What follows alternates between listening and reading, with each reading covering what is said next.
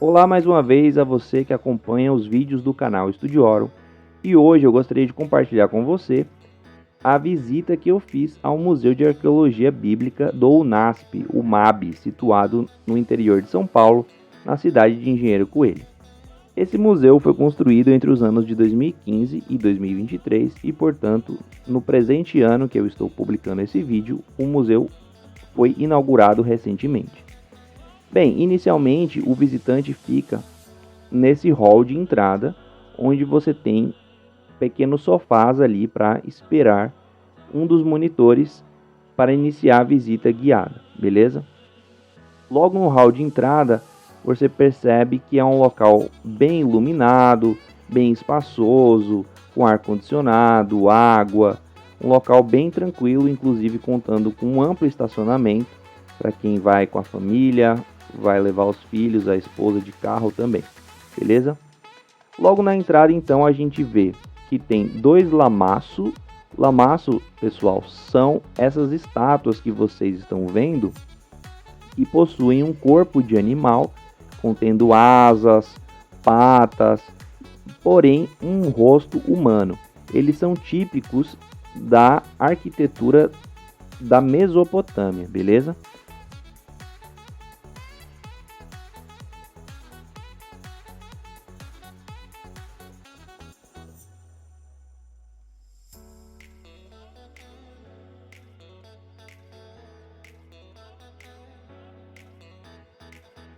Bem, já começando com as explicações, vocês podem ver que a guia ela reúne todo mundo ali no centro e vai passar algumas instruções, como por exemplo, não utilizar o flash na hora de tirar fotos das peças, pessoal, porque as peças elas podem ser danificadas com o uso do flash, beleza?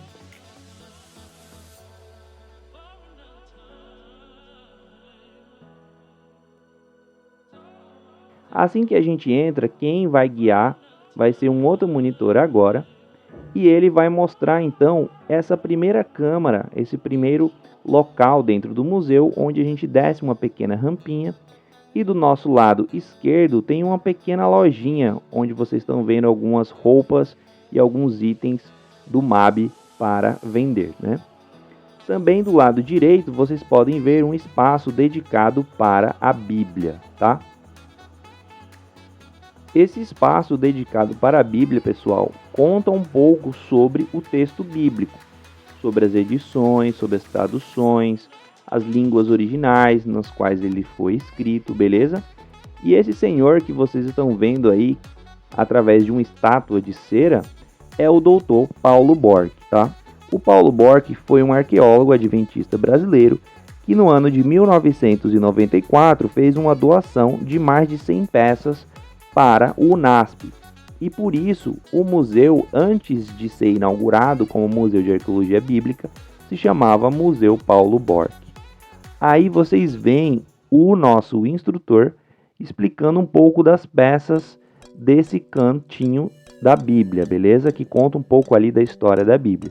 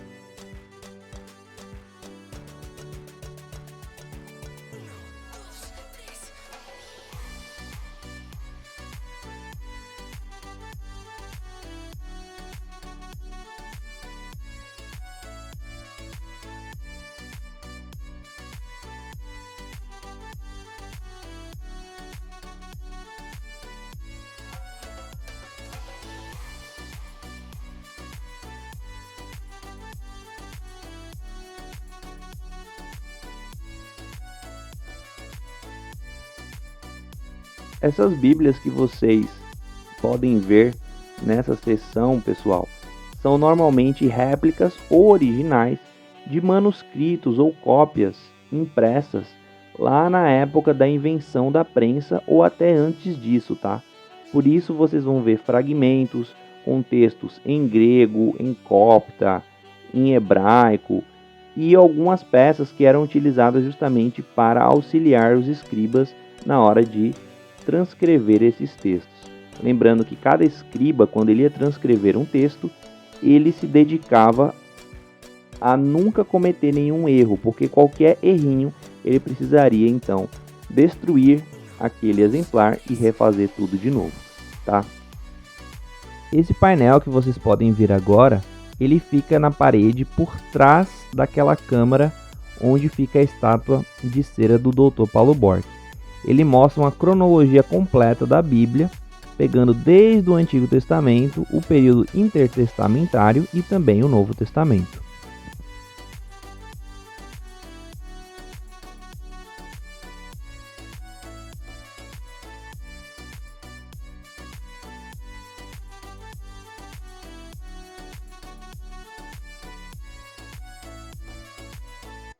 A visita ela vai se guiar pela direita e vai dar uma volta completa, passando por 8 sessões, sendo que as primeiras sessões vão falar sobre os períodos do ferro, período do bronze, normalmente são períodos dos metais, tá? Períodos bem antigos aí. Essa estela que vocês podem ver agora é uma estela da época do rei Hammurabi. Hammurabi foi um governante lá da Mesopotâmia e ele promoveu essas leis, ou seja, esse código escrito aí em pedra, onde você tem princípios de direito, como por exemplo a Lei de Talião. A Lei de Talião afirmava que um olho deveria ser pago por um olho e um dente por um dente.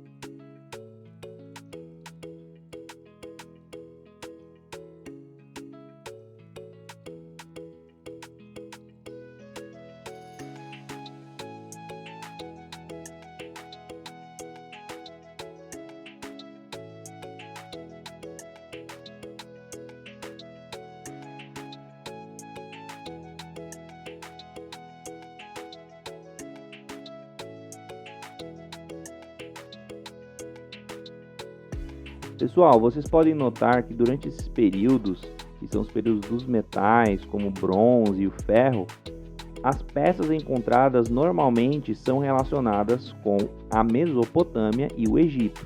Então vocês podem ver brinquedos, jogos, tudo desse período, tá? Dessa região geográfica que era o Antigo Oriente Próximo. Estátuas, a escrita cuneiforme, que foi desenvolvida também ali na região da Mesopotâmia, tá? E também muitas peças do Egito Antigo, na época dos faraós.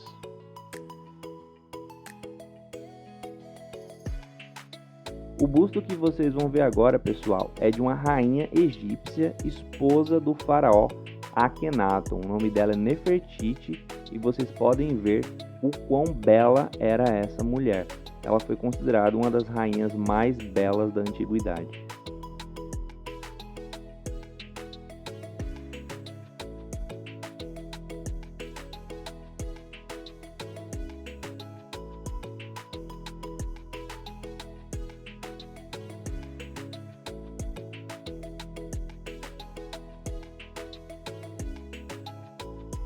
Já nessa parte do museu que vocês vão ver agora, pessoal, existe uma carruagem em tamanho real, que seria justamente uma das carruagens que poderia ter sido utilizada na época do Êxodo.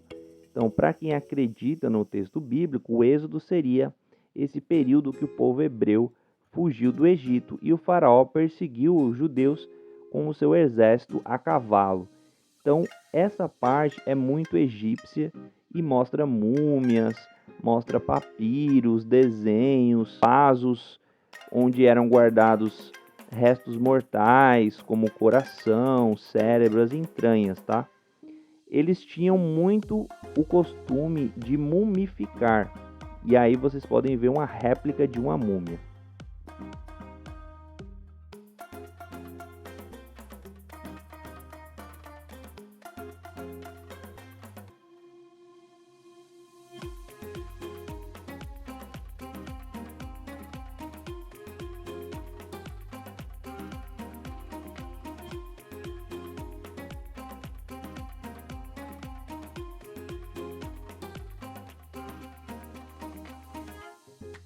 Essas múmias, pessoal, ficavam guardadas dentro dos sarcófagos, como esse que vocês podem ver aí na imagem.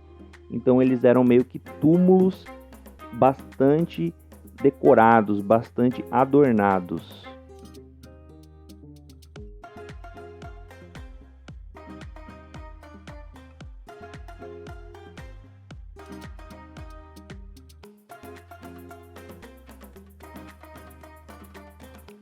A seção 4 vai mostrar peças da época do exílio babilônico, que segundo a Bíblia seria o período de 70 anos que os hebreus passaram cativos na Babilônia, antes do Império Persa, que vai ser explorado na seção 5, libertá-los e eles poderem retornar para Jerusalém.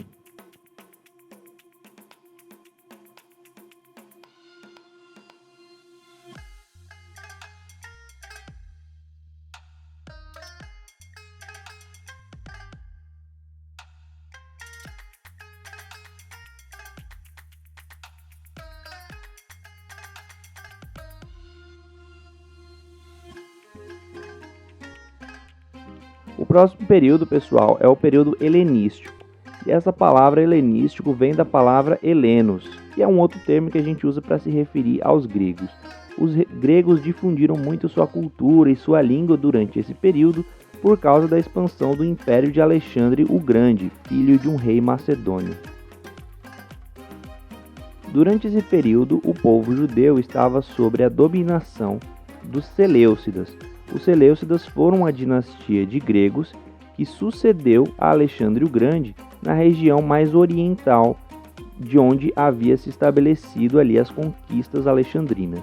Contudo, com a revolta dos Macabeus, os judeus conseguiram se tornar independentes e fundaram um reino chamado Reino da Judéia ou Reino Asmoneu da Judéia, que foi o segundo estado independente do povo judeu, sendo o terceiro apenas sido proclamado no século XX. Nessa seção nós encontramos uma réplica da Pedra de Roseta. Essa pedra, encontrada no Egito, possui a característica de ter o mesmo texto escrito em 3 sistemas de língua diferentes. O primeiro texto está em hieróglifo, o segundo em demótico e o terceiro em grego koiné.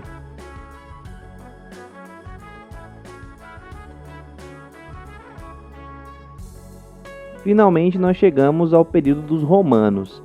A partir do ano 63 a.C., o Império Romano ele vai dominar toda a bacia do Mediterrâneo e vai absorver muito da cultura helenística. Por isso nós chamamos também esse período de greco-romano. Nessa parte do museu nós podemos ver uma linda maquete que foi feita da cidade de Jerusalém antiga. Vocês podem notar que a cidade era toda murada, possuía o templo dos judeus, que foi o templo construído pelo rei Herodes, e ela também tem muita influência da arquitetura greco-romana, com muitos prédios que lembram justamente cidades greco-romanas.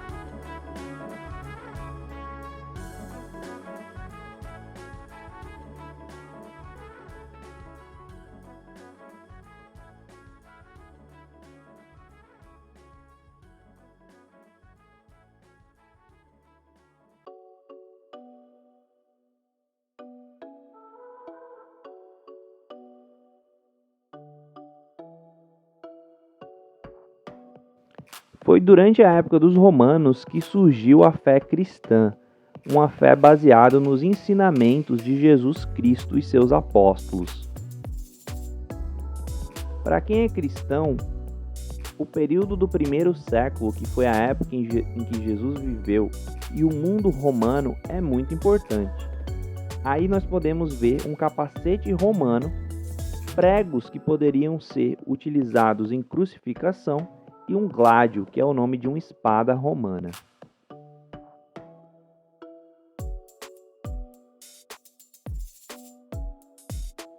Finalmente nós chegamos à última parte da exposição, que é o período bizantino. Esse período, na verdade, foi a continuação do Império Romano, porém a sede agora não estava mais em Roma, mas sim na cidade de Constantinopla.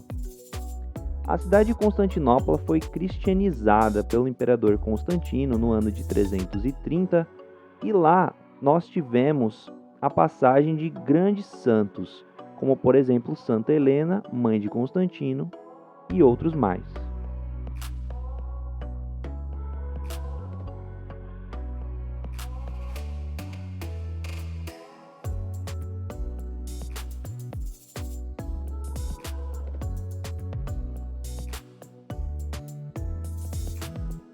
Saindo agora da parte interna do museu, eu peço que, se você está gostando do vídeo, deixe o seu like e também os seus comentários com as suas impressões. Agora, se você acha que já acabou, ainda não acabou, pois nós vamos ver a parte externa do museu, que fica por trás do prédio central.